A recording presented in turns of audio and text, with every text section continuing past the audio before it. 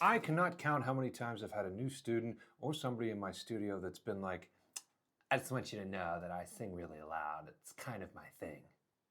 Okay.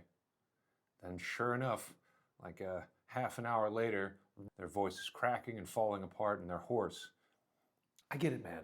We grew up listening to amazing singers, rock singers, things like that, blasted guitars, drums, and everything. And we have this idea in our head, and it's a logical idea, that people must be singing their complete asses off, right? And then there's definitely times where we join a band and we get into rehearsal space, everything's turned up, we're in front of a live drum set, and some part of us starts to feel vulnerable, like we should be able to sing louder. Like somehow we should be able to compete with a live drum set, or we should be able to compete with amplifiers that somebody can just go boop and turn up. We can't do that physically. It's not fair. And how is it that so many times we get into a room and we have shitty PA systems and shitty monitors? It sucks. Do you know how big the vocal folds are themselves? They're about this big. Do you think that can compete with a live drum set and a large human being hitting them with sticks? So how exactly is this ruining our voice? Well, if we sing anything, we're putting pressure up against the vocal folds, right? Like I said, they're about this big. If we continuously push more and more pressure into those vocal folds, at some point, the muscle groups that are keeping everything together are going to start to fail. They're going to start to get tired and they're going to give up. Then we have muscle compensation, which means other muscle groups are getting involved to help try to keep that together. Next thing you know, your fucking neck hurts, your throat hurts, your head's hurting, all kinds of things like that because everything's trying to come together to help out.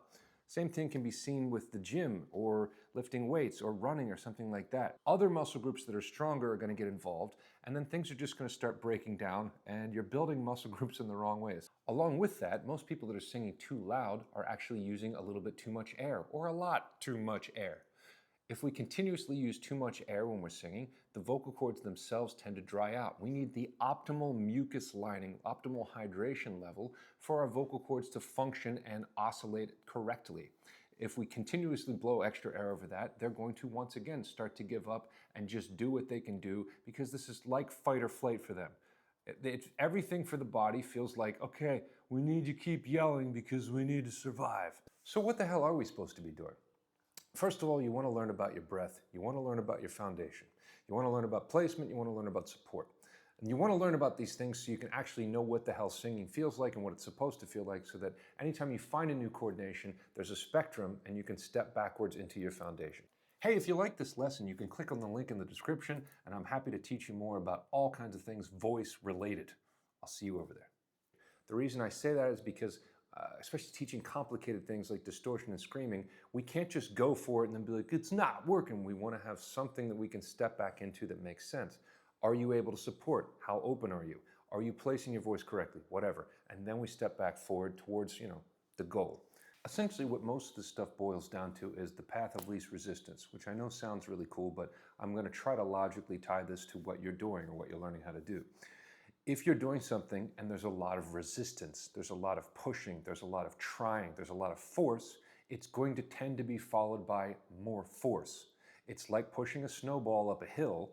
As you sing, it's going to get a little bit harder and a little bit harder. You're going to have to push a little bit harder and a little bit harder. An hour goes by and you're fucking exhausted. We want to find things that we can relax into eventually, and this is not going to happen in a day or a week, but we want to find things that we can eventually relax into. What is the path that's kind of getting me to sustain and sit where I need to be? And then how do I continue from there instead of,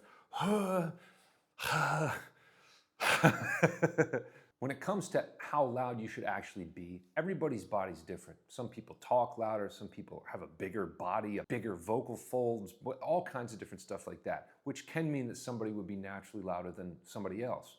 For example, when I speak most of the time, my voice, maybe because of my nose being large or whatever, my voice tends to go and fall just like this. I've been known to be told I mumble all the time, and I can say that's probably true, but my voice does not carry that much. Am I going to push against my own physiology to try to be like, I need to be louder, it's important? Well, no, I have to find the optimal thing that's working for my body.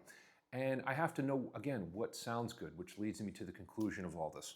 The most important thing that I'm trying to relate in this whole video is, does it sound good? That's the most important thing with anything you're doing singing. It doesn't matter how loud you are. Nobody cares. Even if somebody did care, it's like a magic trick. It's like a parlor trick. Who gives a shit at the end of the day? Dude, he was so loud. Dude, dude, he was so loud. Who gives a shit? You're going to have a microphone. That's great if you're actually weirdly performing and busking or something and you're trying to be loud. But, I don't think that's the goal for anyway. If I could just go out on the street and play music for people, that is great if you're doing that. But again, most of the time, that's not the goal for most people. The goal is to sound good. The goal is to do something and have it sound pleasing so that it can move other people or even just move yourself. Now, you can learn about your body. You can learn about resonance. You can learn about staying open. You can learn about these things and you can push these levels. But again, is it going to make you sound better? I don't know, not necessarily in my opinion. I think being overly loud tends to move you out of the skull shape and the natural tones of things that you're going to hear here and starts forcing you out of the face. If I push pressure up through the body and I push too much, it's going to start seeking release out of my face holes. And a lot of times then I can't have it bouncing around in my face and have it sound more natural like me. It's going to sound more like this. The last parting knowledge I'll say is that if you find a new coordination, and you will find many, every time you feel like you've hit a plateau, there's some other weird thing you'll find. You'll be like, what the hell is this now? This is another gear that I didn't know existed. What you should be doing is trying to see what it sounds like, how sustainable it is. Can I sustain a note in it? What I always say is, can I sit in it? Do I have access to my entire range and can I sit in that coordination?